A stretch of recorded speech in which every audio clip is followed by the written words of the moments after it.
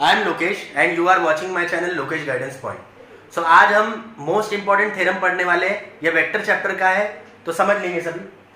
Section formula for internal division, इससे related problem भी जो है एक्सरसाइज है उसमें कर चुके हैं हम। सो क्या होता है section formula for internal division, सभी समझ लेंगे अच्छे से। आपको बोल रहा है, मैं डायग्रामेटिकली इसको समझा के दूंगा क्योंकि डायग्राम से आपको पूरा क्लियर ही हो जाएगा ये। Let a having position vector a vector, आपको बोल रहा है एक पॉइंट ए है जिसका पोजीशन वेक्टर ए वेक्टर है। मैं अभी फिलहाल पोजीशन वेक्टर डायग्राम में शो नहीं करता। देन बी बी वेक्टर, और एक बी है जिसका पोजीशन वेक्टर बी वेक्टर है। Be any two points in the space, space में ये दो पॉइंट है तो मैं इससे एक ज्वाइन करने वाला सेगमेंट बनाता हूं A B. R with position vector R vector be a point on the line segment AB, dividing it internally in the ratio m:n। मतलब कोई तो भी R पॉइंट इसके अंदर है बट जरूरी नहीं है बीच में है, ऐसा एक R पॉइंट अंदर में है और ये जो R पॉइंट है ये AB को m:n में डिवाइड कर रहा है। कहने का मतलब है AR को m पार्ट में और RB को n पार्ट में डिवाइड कर रहा है। तो आपको बोल रहा है प्रूफ करो कि R वेक्टर बराबर होता है MB plus NA vector upon M plus N। यह आपको प्रूफ करना है। तो जैसे कि मैंने आपको बताया पोजीशन वेक्टर, तो मैं ओरिजिन से इसके पोजीशन वेक्टर दर्शाता हूं। तो ध्यान दो, मैं बोलूंगा कि सपोज करो ये OA वेक्टर है, देन ये OR वेक्टर है, देन ये इसको आप लोग ऐसा भी बोल सकते हो, एंड ये बी वेक्टर है। डायरेक्शन यहां से आप सीधा इधर दे दो ए आर और आर बी। तो आपको बोल रहा है ए जिसके पोजीशन वेक्टर ए वेक्टर है, आर जिसका आर वेक्टर पोजीशन वेक्टर है, बी जिसका बी वेक्टर पोजीशन वेक्टर है, तो ए बी को आर पॉइंट m:n रेशो में डिवाइड कर रहा है। तो ये आपको प्रूफ करना है। तो मैं बोलूंगा कि आर इज द पॉइंट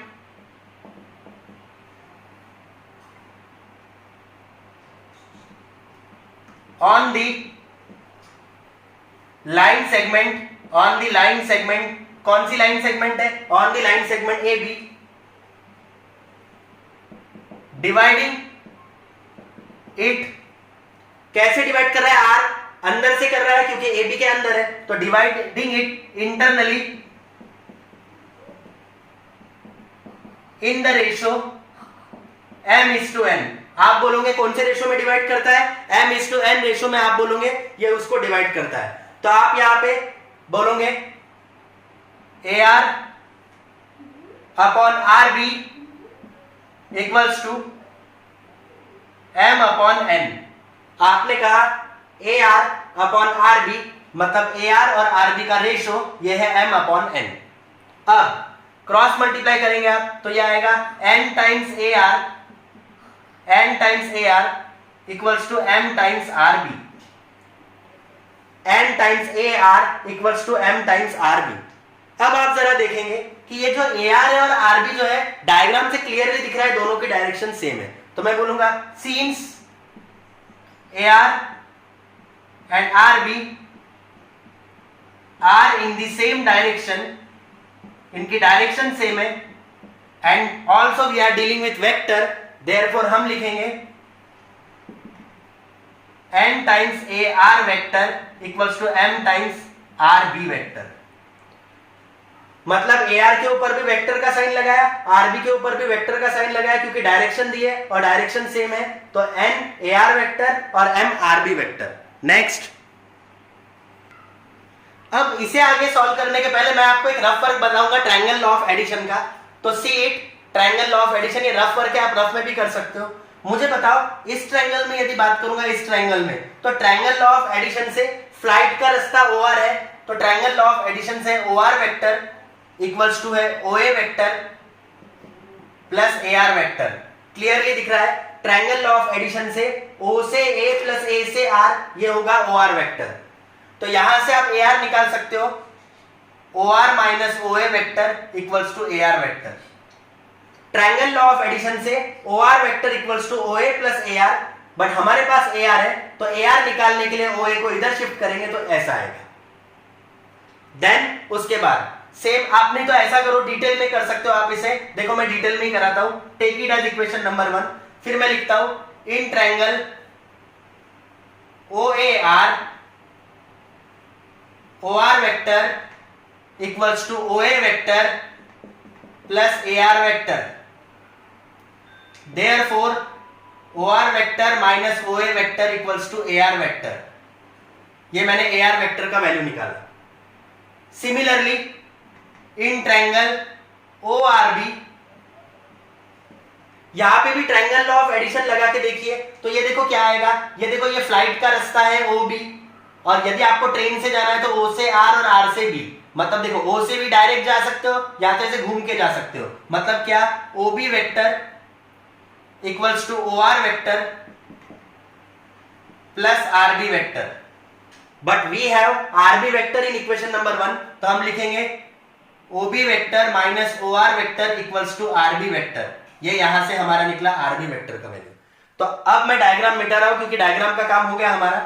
तो अभी हम जो वैल्यू कैलकुलेट किया है AR और RB का, ये वैल्यू मैं इक्वेशन 1 में पुट कर रहा हूं। तो यह आएगा इक्वेशन नंबर 1 बिकम्स, सो यह आएगा n। मैं AR को लिख सकता हूं OR माइनस OA, तो ये देखो मैंने AR को लिखा OR minus OA vector equals to M।